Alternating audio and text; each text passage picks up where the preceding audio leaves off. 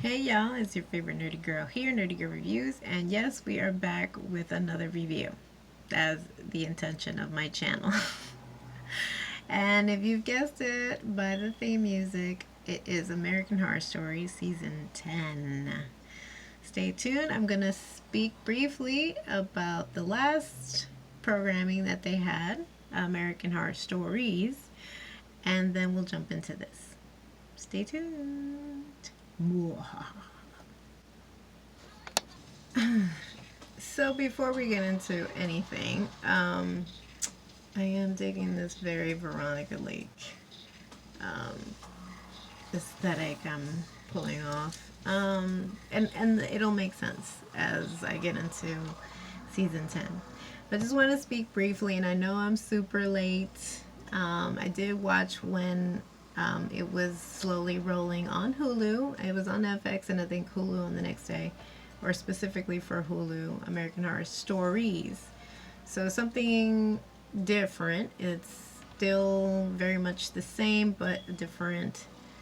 It's not even a season, so it's like perhaps a spin-off or a different franchise. Nonetheless, this sets of episodes. It's 1, 2, 3, 4, 5, 6, 7 episodes. And they had their last episode right before the premiere of season 10. So the first two episodes were a combo. They premiered on the same night, and it was titled Rubber Woman Part 1 and Rubber Woman Part 2, and we revisit Murder House. Now, for a lot of us, Murder House is just near and dear to our hearts because that's what set the tone for this particular series. So we have a family that has heard of all the rumors and all the scandals, and you see that they're willing to try their luck in renting or buying the house and then turning it into a Airbnb. It's a lovely couple, same-sex couple, and they have a daughter. And so they're very big horror movie fans, and they thought it would just be a great spoof on having just a bed and breakfast situation with a little horror mixed in, and they would make their money double. Now, they obviously didn't pay attention to the rumors, and here we are introduced again to the rubber suit that is made popular from season 1. How one of our other tragic victims of the murder house were also a same-sex couple, and they wanted to get into some kinky play, and one buys the famous or infamous rubber suit, and it eventually takes a life of its own. We also see it in season 9, I believe, or season 8. No, season 8, Apocalypse, where we see Michael Landon also don the very infamous suit. But it's like the gateway to hell. Basically, whoever dons it, whatever inkling that they may have that's homicidal, it is just brought out by wearing the suit. So the daughter is introduced to the suit and automatically feels the vibes of something, and she's almost, I want to say, near possessed or something. Very odd. So they've moved into this area. She's uprooted from wherever she was living before to this neighborhood, and she has to start school. The new kids, syndrome. And we are introduced, which, okay, kind of coincides to why I look the way I do. We see the debut of two offsprings, very famous offsprings. Michael Jackson's daughter, Paris Jackson, which, I mean, again, we only have like those small images of her when she was a child, and she was very much a brunette, and now she's this bombshell blonde. So she makes, I want to say, her acting debut. I'm not too familiar with her film work, but I mean, she stood out. And we also see Cindy Crawford's daughter, Kaya Jordan Gerber. I hope I'm pronouncing that correctly. Nonetheless, very interesting episode where we're introduced to these characters via, our homicidal, kid who's just exploring herself, but she's very much into kink and more like not sadomasochism, more sadist. She likes to inflict pain. She falls head over heels over Paris Jackson's character, and they have this like little tit for tat kind of thing going on back and forth. She's invited to a sleepover. She's trying to make friends.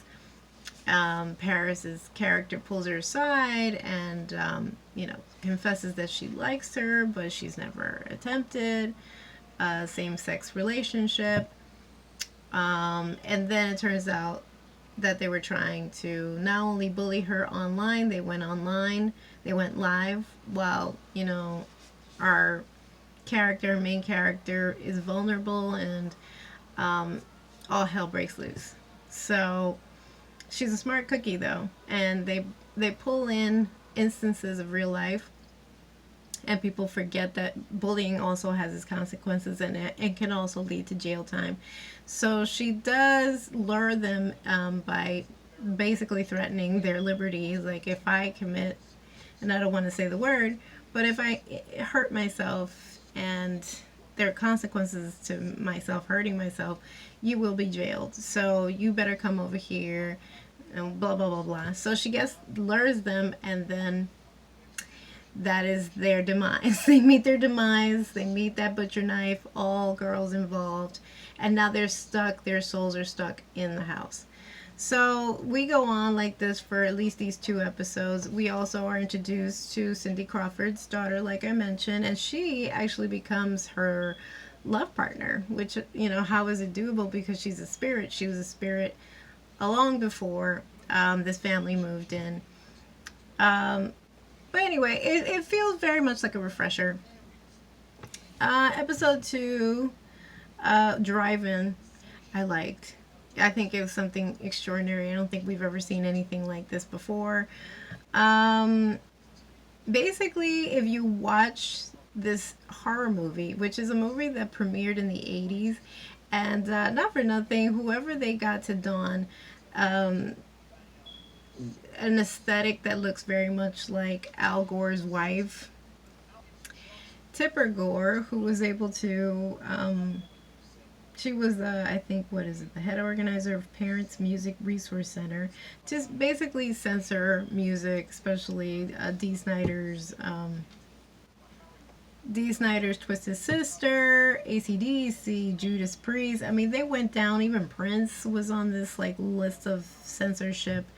And we don't see that, but there's instances of something that genuinely did happen in American history. And they were able to bleed it into fiction through this episode with this director. His fictional name is Larry Bitterman, I believe, and the film that is being censored is called Rabbit. And I thought it was innovative, and I think I wouldn't be surprised if directors have tried a series of cuts that can mind alter your behavior and behavioral patterns. I thought that was very interesting, and very much how, like, the government has had its hands in media for decades, but that's another conversation. Again, I don't want to politicize this channel. Nonetheless, the film made its debut, and it made people sick, and some people kind of went into some kind of shock, or something would happen to them in viewing. And one woman in particular remembers when it debuted, and it was a huge massacre. Again, this is all fictionalized. She lost an eye, and ever since then she's been advocating, please don't watch it. This is not worth the watch. You can hurt yourself, you'll harm yourself, or you can possibly die. It's almost like people go into a zombie trance. Now, what's fresh and innovative, other than the fact that, yeah, it's a throwback to, slasher films, and the fresh perspective was that the trials and tribulation of them just trying to survive, that the female lead in this episode is the hero. She's not the one, the damsel in distress. Actually, her partner, who kind of duped her into getting into watching this film because of all of the controversy surrounding this film, and thinking that if I think it was some kind of suggestion from like a friend, like if you get her scared enough, you'll get her scared out of her pants or something like that. And it so backfired because people ended up becoming like zombies and eating each other's brains, and it was crazy. It was a crazy, crazy episode. At the end, they think that they were able to outsmart the director. You know, he meets his demise. I won't spoil it how, but he still wins at the end, because they, even though they question it, like, how is it a man that's basically has failed in life, he's living in a trailer park, but he's driving a fancy car, a Rolls Royce was parked right outside his trailer. So it doesn't, you know.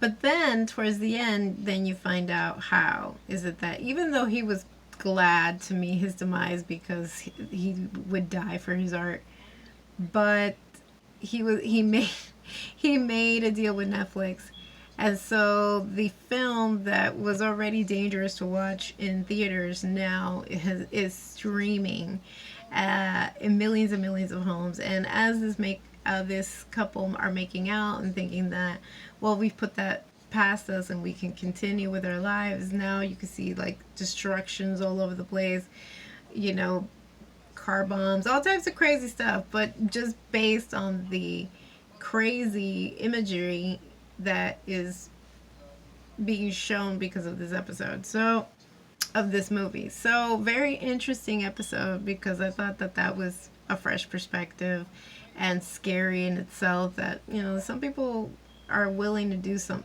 stuff like that just to get that, I don't know, fame or be known for that. Very interesting episode. The naughty list, you know, it's your typical influencer, TikTokers, a group of boys, foursome, known for some frat house that, you know, is always going live, doing the most outrageous of stunts, something crazy.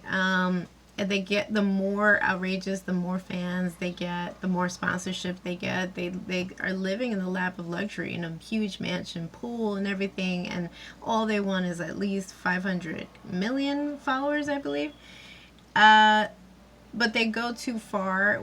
In the very beginning, you can see that there's no humility there. There's no sense of ethics. They just, you know, are envisioning their wealth and staying wealthy by doing the most outrageous of things. And they film somebody off themselves on camera. And then before you know it, they start losing followers. So they come up with millions of ways that they could still stay relevant. They even play around with the idea of, you know, acting as if they were gay. And I wouldn't be surprised. A number of people have done this online just so that they can get the hits and get the numbers up.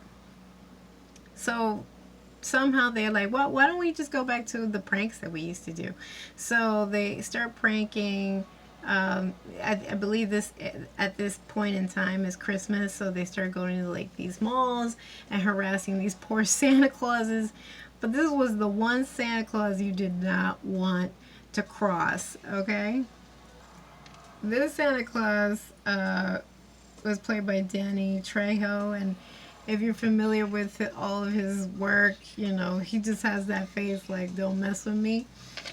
And he's donning this Santa suit, and he lets it be known that they will see consequences based on them doing what they did. And so, lo and behold, he was able to find where they live.